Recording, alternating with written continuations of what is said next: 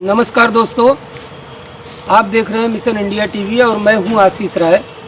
आज जहां हम बात करें तो भारत एक ऐसा देश है, या उत्तर प्रदेश की ही हम बात कर लें तो जिस ज़िले से हम आते हैं वहां सनातन धर्म के कई प्रचारक ऐसे हैं कि जिन्हें आज भी याद करके गर्वमयी सीना हो जाता है और हम गर्व से यह कह पाते हैं कि हम ब्राह्मण हैं, हिंदू परिवार से हैं, हम सनातन धर्म से जुड़े हुए हैं। आज 9 साल का बच्चा जो कि माता गृहिणी हैं, पिता मेडिकल स्टोर चलाते हैं जिनका नाम पवन त्रिपाठी है, और उन्हीं का एक बच्चा है कविराज रघुनंदन त्रिपाठी से, जो 9 वर्ष का मात्र बच्चा है। और ये गीता हो, चाहे भागवत हो, चाहे हम बात करें रामचरितमानस की, तो ये एक प्रकार से कवि पहले इन्होंने कुछ बातों में अपने बताया कि पहले मैं कवि बनना चाहता था लेकिन थोड़ा माइंड डाइवर्ट हुआ, अब मैं कथावाचक बनना चाहूँगा। तो हम लोग चलेंगे रामचरितमानस से कुछ जुड़ी बातें करेंगे, ताकि रामचरितमानस भागवत से यदि बात करते हैं तो शायद काफ़ी लोगों को समझने में दिक्कतें हों, क्योंकि सभी लोग संस्कृत की ज्ञाता है नहीं, और यहाँ जो भी श्लोक है वो संस्कृत से है। लेकिन हम रामचरितमानस की बात करेंगे जो कि गोस्वामी तुलसीदास जी महाराज के द्वारा एकदम सरल स्वभाव में लिखा गया है। आइए हम बात करेंगे रघुनंदन से कि नवधा भक्ति क्या है और कैसे किया जाता है, इसके कुछ पद हमें बताएं रघुनंदन जी। देखिए, आप भगवान को प्राप्त करना चाहते हैं तो नवधा भक्ति को फॉलो करिए, क्योंकि नवधा भक्ति में ये बताया गया है कि आप भगवान को कैसे प्राप्त कर सकते हैं। नव महु एकौ जिनके होई, नारी पुरुष सचराचर कोई। चाहे वो नारी हो या पुरुष, पर अगर इस पूरे नवधा भक्ति में से एक भी उसने फॉलो कर लिया तो भगवान को प्राप्त कर लेगा। नवधा भक्ति में यह भी बताया गया कि भगवान को किन किन अवसरों पर प्राप्त किया जा सकता है, वो जरा सा प्रकाश डालिए ताकि लोग समझ पाएँ कि हाँ क्या क्या है वो चीज़। भक्ति में भी कई प्रकार की भक्तियाँ हैं, तो कौन कौन सी ऐसी चीज़ है कि जिससे हम भगवान तक पहुँच सकते हैं या भगवान हम तक पहुँच सकते हैं। देखिए, नवधा भगति कहूँ तो ही पाही, सावधान सुन धर्म मन माही। प्रथम भगति संतन कर संगा, दूसरी रति मम कथा प्रसंगा। गुरुपद पंकज सेवा, तीसरी भक्ति अमान, चौथी भक्ति मम गुण गण, करे कपट जिगान। मंत्र जाप मोह दृढ़ विश्वासा, पंचम भजन सुवेद प्रकाशा। छठ दमशील विरति बहुकर्मा, निरंतर सज्जन धर्मा। सात वसम मोहि मय जग देखा, मोते अधिक संत कर लेखा। आठ जथा लाभ संतोषा, सपने हूँ नहीं देखे पर दोषा। नवम सरल समसन छिलहीना, मम भरोसा ही हरस न दीना। देखिए, एक 9 साल के बच्चे के द्वारा भक्ति के रूप का वर्णन यहाँ किया गया। गोस्वामी तुलसीदास जी महाराज के कृत्य से बताया गया कि इस प्रकार से यदि आप भक्ति करते हैं, संत का संगत करते हैं या उनके कथा का गुणगान करते हैं, अपने से बड़ों का संगत करते हैं कि जो कि आगे का मार्ग आपको दिखाते रहते हैं, उस हिसाब से भगवान तक आप पहुँचेंगे। और मैं कुछ रघुनंदन जी के विषय में जानने की कोशिश करूँगा कि इनकी शिक्षा दीक्षा कहाँ से हो रही है, अभी ये क्या कर रहे हैं, अपना मार्गदर्शक किसको चुने हैं। तो मैं रघुनंदन जी सबसे पहले मैं यह प्रकाश आपके द्वारा डलवाना चाहता हूँ, कैमरे के माध्यम से लोगों को दिखाना चाहता हूँ कि आप प्रथम गुरु माता पिता को मानते हैं। क्या आपको वहाँ से प्रेरित किया गया इस लाइन में जाने के लिए, या किसी और अन्य संत को देख के आपको लगा कि मुझे इस भक्ति लाइन में आना चाहिए या कवि बनना चाहिए या कथावाचक बनना चाहिए? तो इस पर क्या कहेंगे? देखिए, प्रथम गुरु तो माँ ही होती हैं। तो जो है कि जब मैं छोटा था तो वही जैसा कि मैंने बताया कि मैं जो है कि स्कूल में सबसे ज़्यादा शर्माता था। तो एनुअल फंक्शन आता था, मैं बोलता ही नहीं था मुझे कुछ करना है, कुछ नहीं करना है, मुझे बस देखना है। तो वही मेरी जो माँ है उनको ये बात अच्छी नहीं लगी बिल्कुल। फिर उन्होंने डांटी मारी, फिर उसके बाद मैं मान लिया, ठीक है मैं बोलूँगा।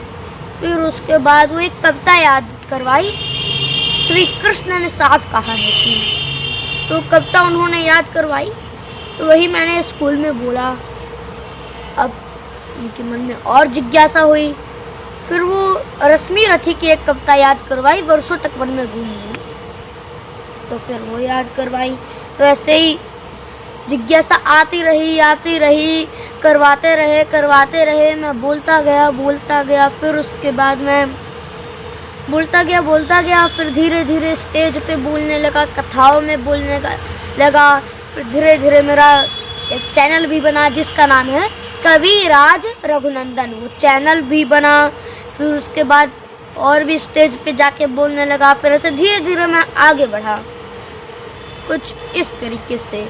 तो इसलिए प्रथम गुरु इसलिए माँ को कहा जाता है, और ज़रूरी नहीं है कि प्रथम गुरु इसीलिए कहा जाता है। आपको उंगली पकड़ के चलना किसने सिखाया? माँ ने। आपको पढ़ाया किसने? माँ ने। सब कुछ करवाया किसने? माँ ने। तो इसलिए प्रथम गुरु माँ है। आपको पैदा भी किसने किया? माँ ने।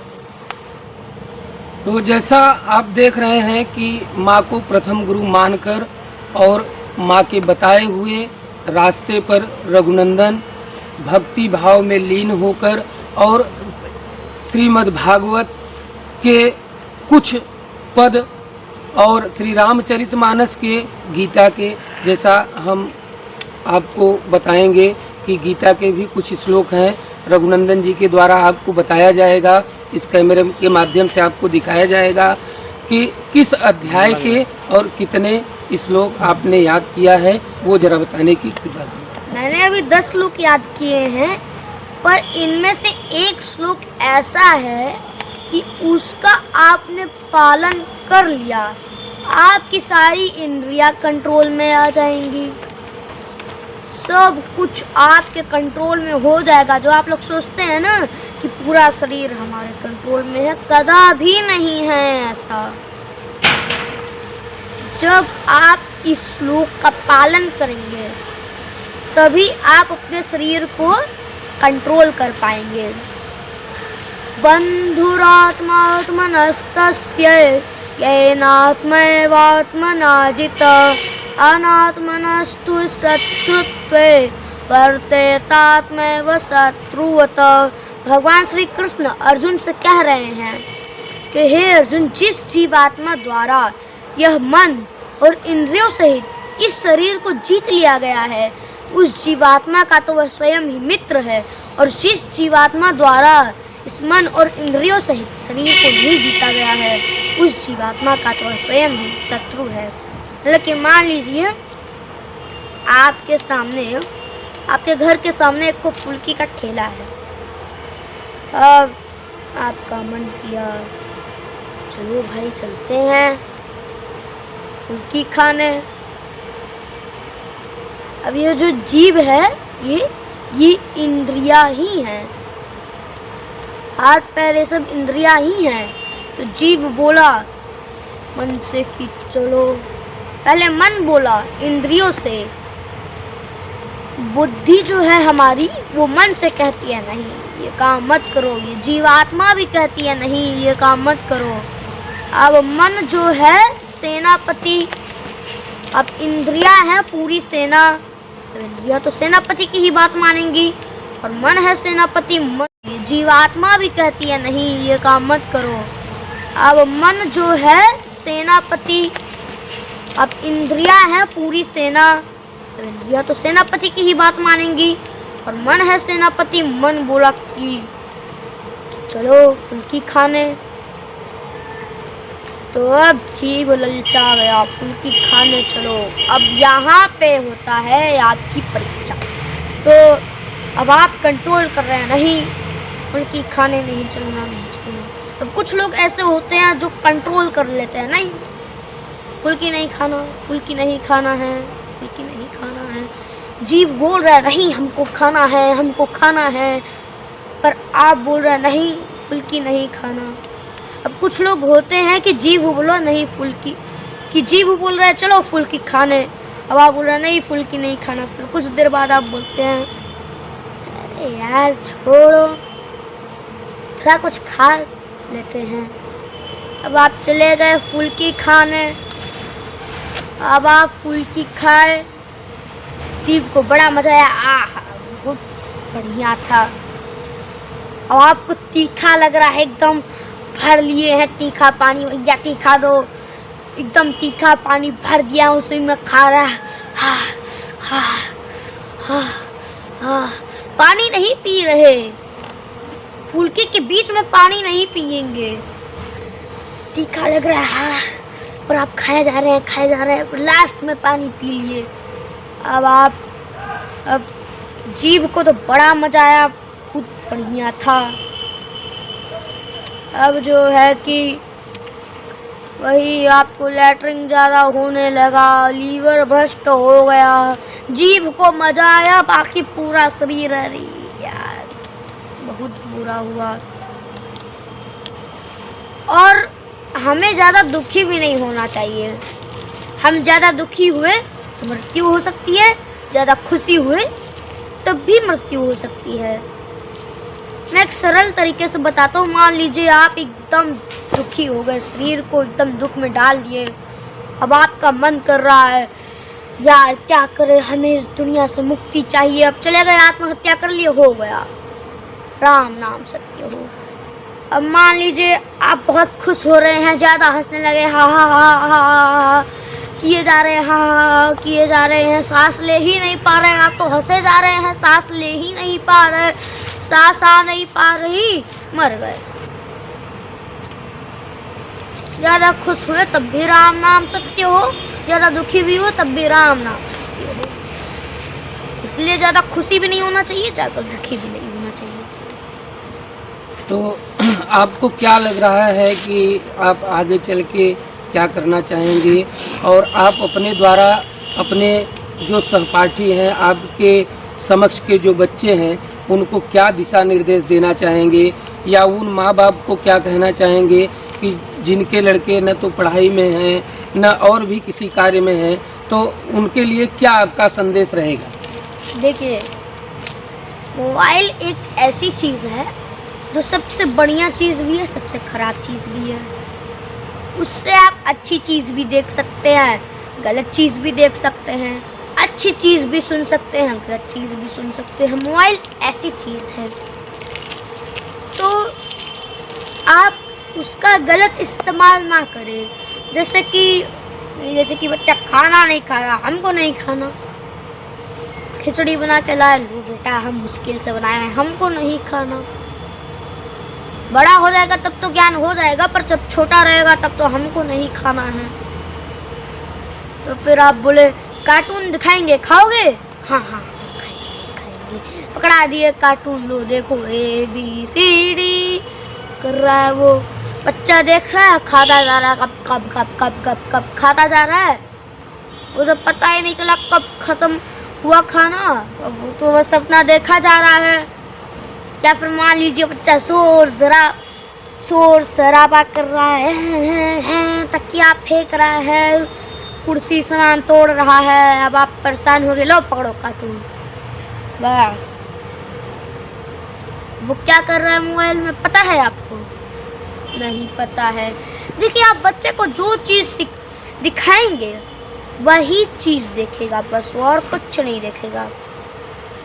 आप पकड़वा दिए, बहुत से लोग ये सोचते हैं इसमें तो बस नाम है सीताराम सीताराम सीताराम सीताराम हरे कृष्णा, ये क्या कर लेगा, पर बच्चा ऐसा है, सबका ऐसा होता है कि उसे कुछ भी पसंद आ जाता है।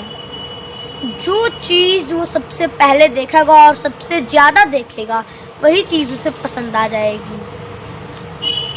अब खाना नहीं खा रहा है, आप कार्टून मत पकड़वाइए, ABCD में भी वो ABCD नहीं देख रहा, कुछ सीख नहीं रहा, उसमें का कार्टून देख रहा है।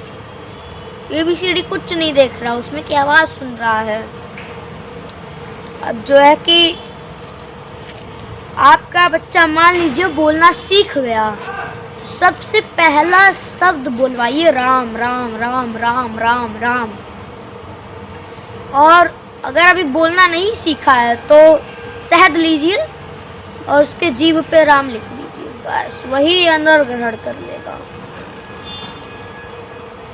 और उसे सुनाइए भी राम राम राम सीताराम सीताराम सीताराम, और कुछ नहीं। और जो आपका मन करे वही नहीं बनाना है बच्चे को। हमको तो IAS PCS बनाना है, चलो पढ़ो। और मार खाता जा रहा है बेचारा। अब मान लीजिए वो जो है कि गेम अच्छा खेलता है, जैसे कि हो गया हॉकी, क्रिकेट, ये सब अच्छा खेलता है। इनमें से हम लोग फुटबॉल चुन लेते हैं। अब आप लोग जो है कि क्या फुटबॉल खेल रहे हो, चलो पढ़ो। अब वो बड़ा हुआ, अब ना उसको कुछ आया ना पढ़ाई आया, उसको कुछ आया ही नहीं, फिर आप लोग उल्टा और डांटेंगे, क्या यार कुछ पढ़े नहीं थे कहीं के। देखो हम लोग तो वृद्धावस्था में हैं, क्या करेंगे हम लोग, बस परिवार वहीं पे नष्ट हो जाएगा। आप लोग पढ़ाइए, लेकिन जिसमें उसकी रुचि है वो भी करवाइए। जैसे मेरी रुचि कविता में है, कथा में है, तो मुझे उस साइड लेकर जाया गया। अब देखिए, अब इसमें बच्चे का कोई दोष नहीं है, माता पिता का दोष है। बच्चा जो है कि आप मान लीजिए एक जगह लेकर गए, उसे सड़क पे घुमा रहे हैं, इधर उधर की जगह दिखा रहे हैं। अगर सड़क पे ले जाने की जगह आप उसे मंदिर दिखाए तो, वहाँ ले जाए तो उसका वही मन लगेगा। अगर आप उसे इधर उधर की जगह ऐसी जगह ले जाए जहाँ पे खूब सारे पेड़ पौधे हो, ये जो प्राकृतिक आवाज़ है, ये जब हमारे कान में जाती है तब भी हमारा दिमाग तेज होता है बहुत ज़्यादा। तो मेरी आप लोगों से सबसे ज़्यादा तो यही विनती है, बच्चे को कार्टून ना पकड़वाए, कुछ और पकड़वा दे, कार्टून ना पकड़वाए, और जिसमें उसकी रुचि है बस वही चीज़ करवाए और कुछ नहीं। बल्कि और बाकी पढ़ाई करवा लीजिए, और जिसमें उसकी रुचि है वो भी करवाइए। आधा पढ़ाई, आधा जिसमें रुचि है वो करवाइए। जैसा अभी आप लोग देख रहे थे, उस नन्हे बच्चे 9 साल के बच्चे रघुनंदन से हमारी बात हो रही थी। आप देख रहे हैं मिशन इंडिया TV और मैं हूं आशीष राय। फिर मिलेंगे कुछ खास खबरों के साथ। नमस्कार।